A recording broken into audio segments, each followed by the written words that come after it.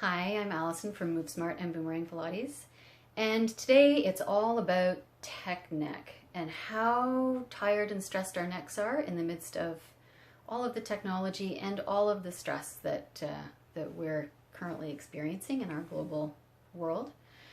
So let's look at 5 steps for making your neck feel better. The first one is just to check in and see if you can relax your neck. Sometimes that's as simple as it needs to be. Are you holding unnecessary tension? Can you recognize it? And can you let it go? That's as easy as it gets.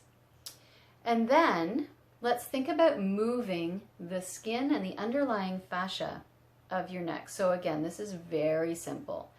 Just use the palms of your fingers, the palms of your hands to move the skin in your neck, and there's no rule about this except that it should feel good.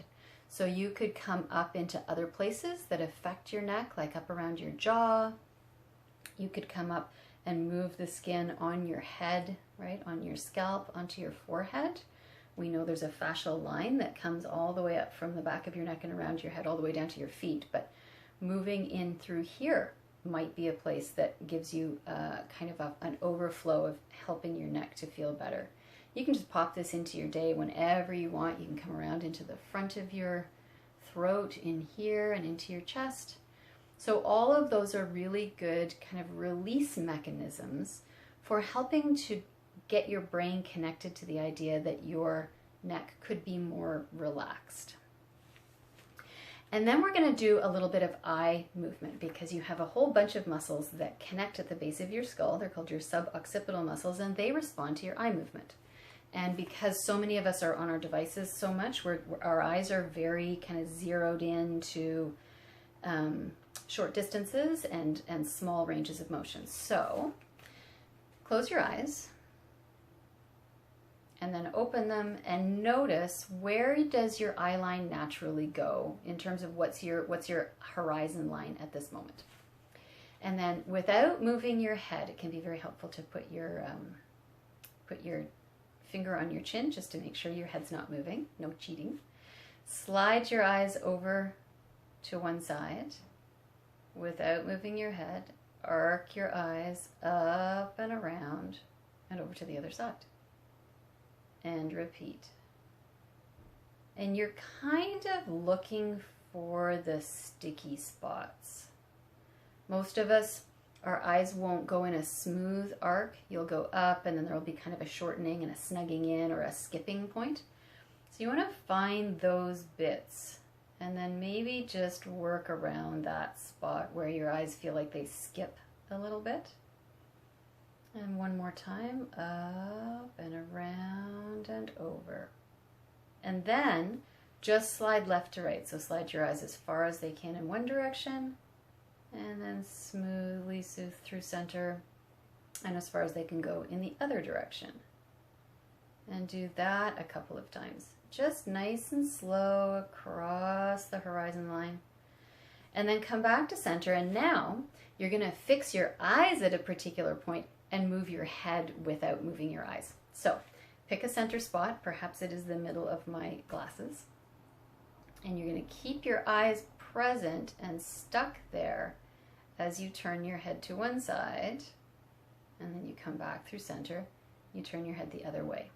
This is always a weird one for me because I'm blind, and mostly blind in one eye, and so when I turn my head I can't really see anything anymore. And you turn, and if you do this and film yourself doing it, you'll be amazed at how much your eyes shift when you turn your head. And then you come on back to center. Now, close your eyes, take a breath, and then open your eyes again and see, where is your horizon line now? You may find that it's much higher, and you've kind of woken up and accessed more strength in the upper ranges of your eyes, which might be taking some pressure off your neck. And just adding some variety and some diversity of what your eye muscles do is really great for the way your neck moves. So then we will go to some strength and mobility stuff in terms of your neck. So we're going to start with a head ramp. Head ramping, and this is how much I love you, is I'm going to do this in profile where you will see all of my double chins. It's going to be very exciting. Head ramping, if you can think of the line of your jaw and a pyramid or a ramp, you want to think about sliding the line of your jaw up the pyramid. So it's not straight back, it's not this way where your chin lifts, so your chin's staying down, and it's the line from your chin to the base of your skull. That is all sliding up and back on this ramping angle. What it does is it activates muscles in the front of your neck, and it activates muscles in the back. So we're getting more length, but more kind of working length along the back of your neck, more working length along the back of your neck, more working length at the front. The challenge is to make sure that you don't move your whole upper body with you as you go. So I like to keep one hand on my chest as I head ramp. And if you feel very double chinny, you're doing it exactly right. And then you can add some turning to that. So you can head ramp and then turn your head to the left and turn your head to the right. And those are really helpful. The next thing you do is you let your head hang. So that would be your whole head coming forward, again, without moving your chest and your shoulders. And that will take your whole head and neck as a unit. But you can also pivot just your head on the top of your neck. Again, super double chinny, it's very attractive.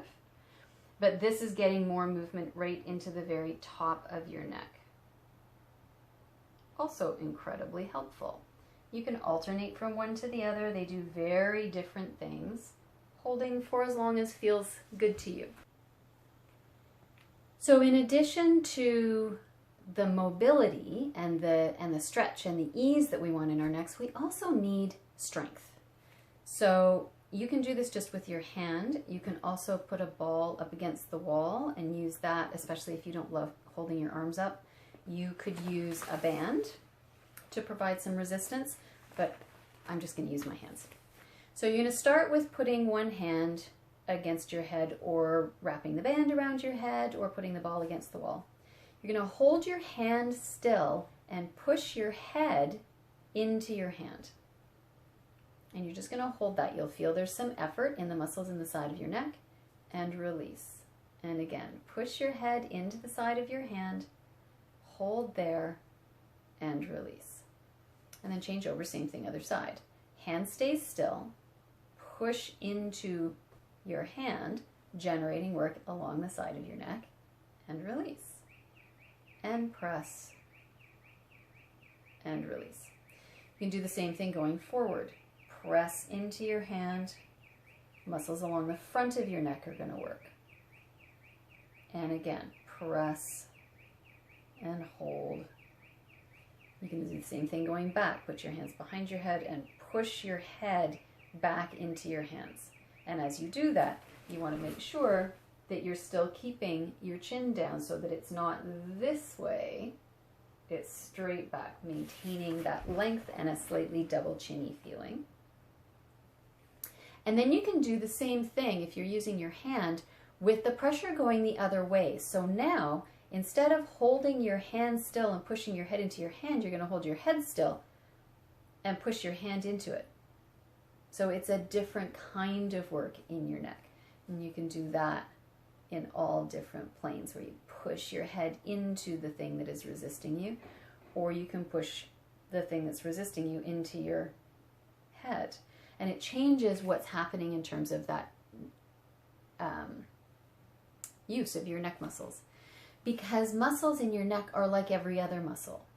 You don't want to just do stretching in your arms. You want them to be strong. You don't want to just do stretching in your legs. You want them to be strong. And I think we so often carry so much tension in our necks that we forget that we need those muscles to be strong, and that, as we know, one of the things that helps tight muscles feel better is actually to contract them, to do some strength work with them. But if you can take a little time every day to do those 5 things: a mindful release, is there any tension you can let go of?